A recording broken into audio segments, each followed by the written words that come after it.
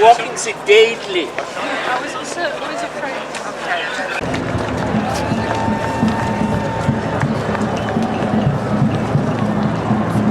They suggested something. See you later. Hello. Thank you. Thank you so much. Hello. Let me get your badges and I'll be right back. Thank you. All these whites look alike.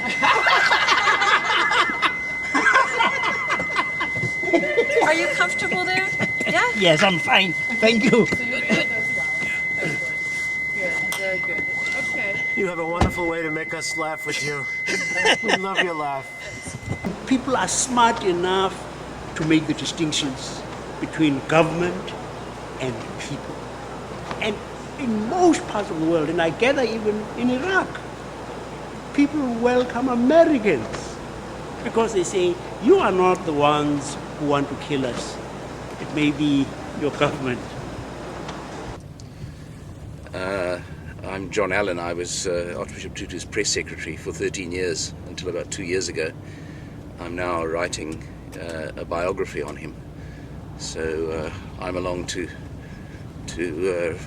record what he's doing today. And it's just an extraordinary thing that we were reminiscing 10 minutes ago about how the last time we did this was more than 10 years ago in South Africa, in Cape Town, that he was involved in public protest against government policies. Of course, being another government in another era.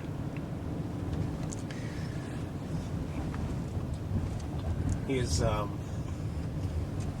quite an infectious personality. Yeah. I mean, working with him is it's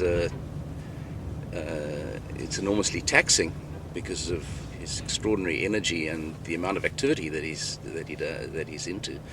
But it's also an enormous amount of fun. He's a deeply spiritual, kind of calming influence on people around him, and including his staff, and also great fun. You just have to be able to keep up with him, and then it's great fun to work with him.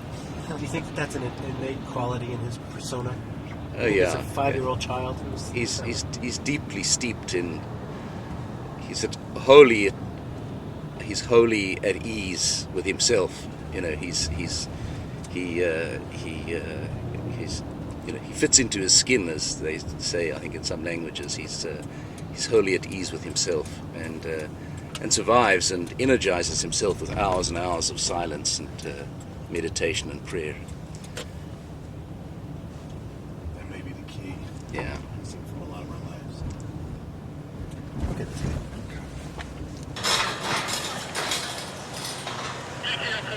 Good morning, gentlemen.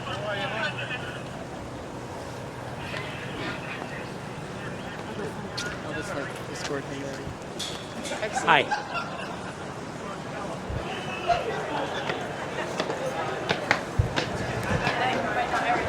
Good morning. Good morning. Hi, how are you?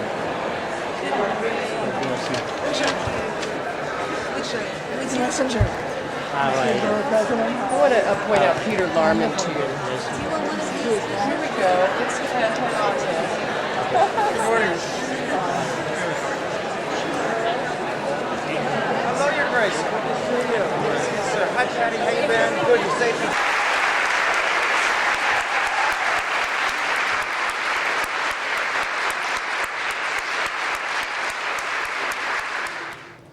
So it's with great pleasure and a deep sense of appreciation that I welcome Archbishop Tutu on behalf of the New York City Forum of the Concerned Religious Leaders and on behalf of the Fellowship of Reconciliation.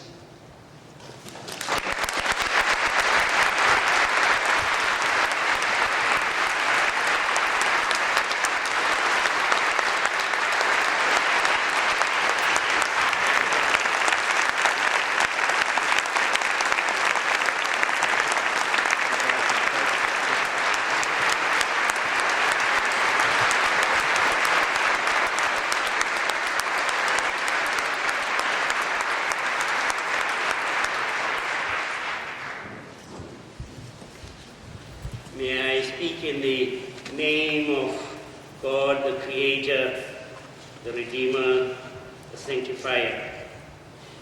My sisters and brothers, thank you and good morning. I have to speak briefly, but that's a very tall order. As you probably know, there was this preacher who went on for a very long time. And eventually he said, "What more can I say?" And somebody in the back said, "Amen."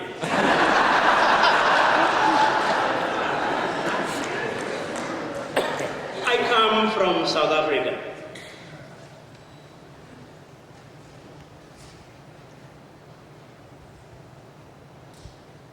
Jews, Muslims, Hindu, Buddhists, Christians marched together. And apartheid, supported by many, many Christians, was destroyed.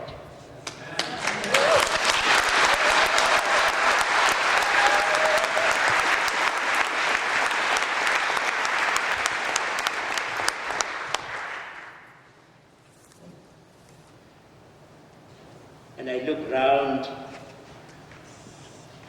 I moved very close to tears, really.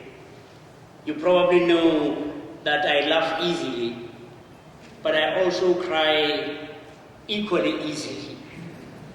And just looking around, I say, what wonderful people you are. You know, God weeps.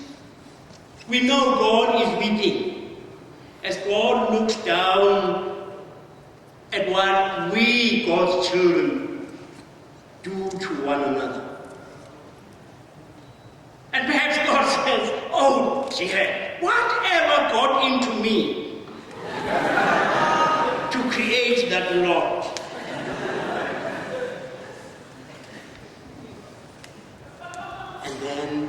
And then God looks and God sees you. And God sees the millions and millions around the world who have today stood up to say, please give peace a chance. Please give peace a chance. And God smiles through the tears. And God smiles looking down here in this church today. And God looks at all of those who are going to be gathered on the streets of this great city.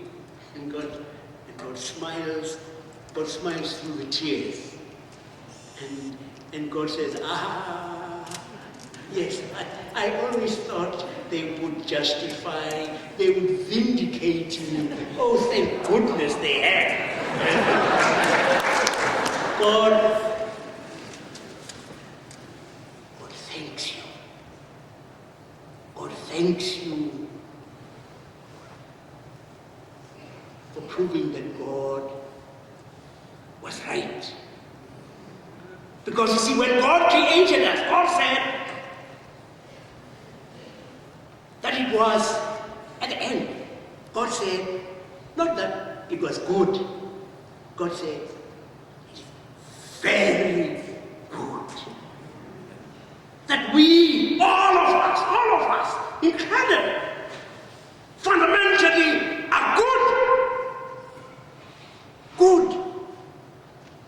We are good. The aberration is in fact the bad. We are made for goodness. We're made for love. We're made for compassion. We're made for caring. We're made for sharing. We're made for togetherness. And you are going out there to say, hey, those are our sisters and our brothers. The theme has come through so many times. And I should probably have read that passage. But most of you know that that passage is when Jesus says some extraordinary words to a woman. For those who don't believe that women can be apostles, the apostle to the apostles was a woman.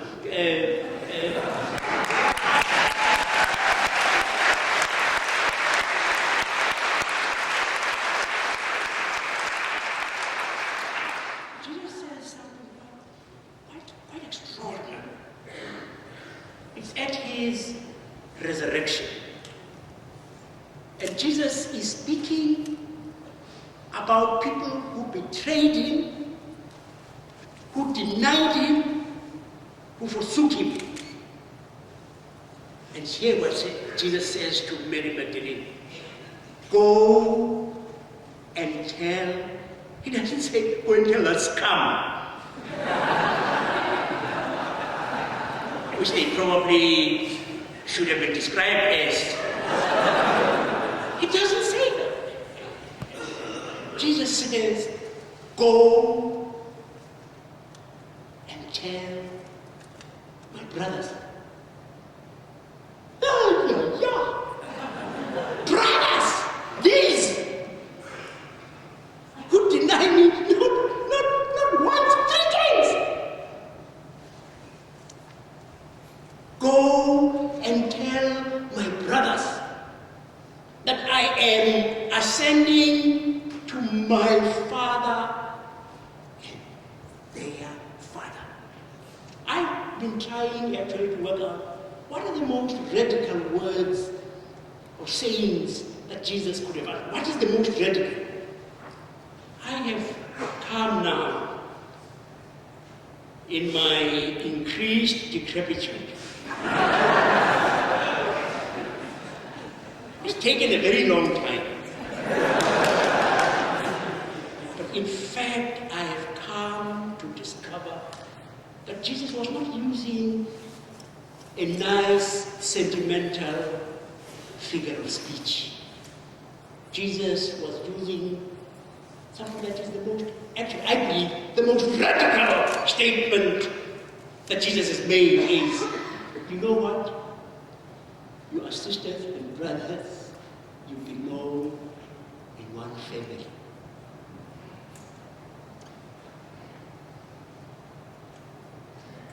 We're told you spend, how much do we spend on defense?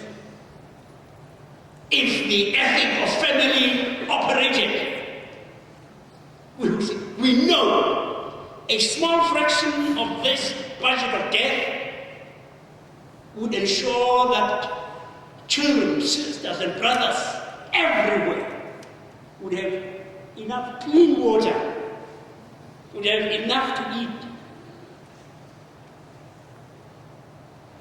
And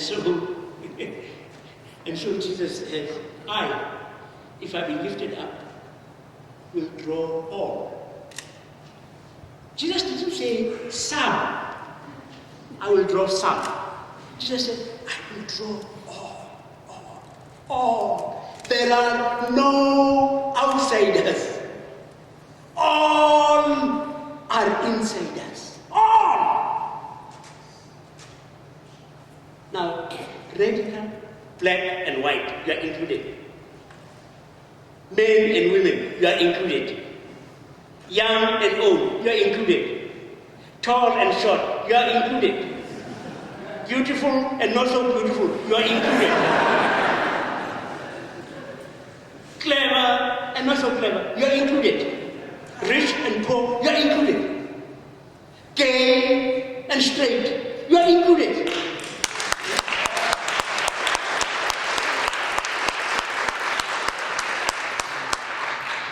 Sharon and Arafat, You are included.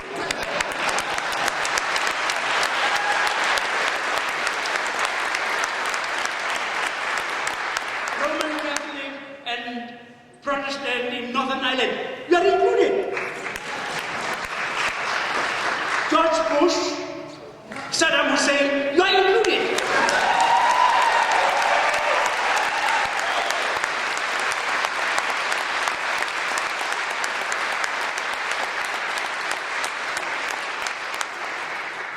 And God says, I have no one.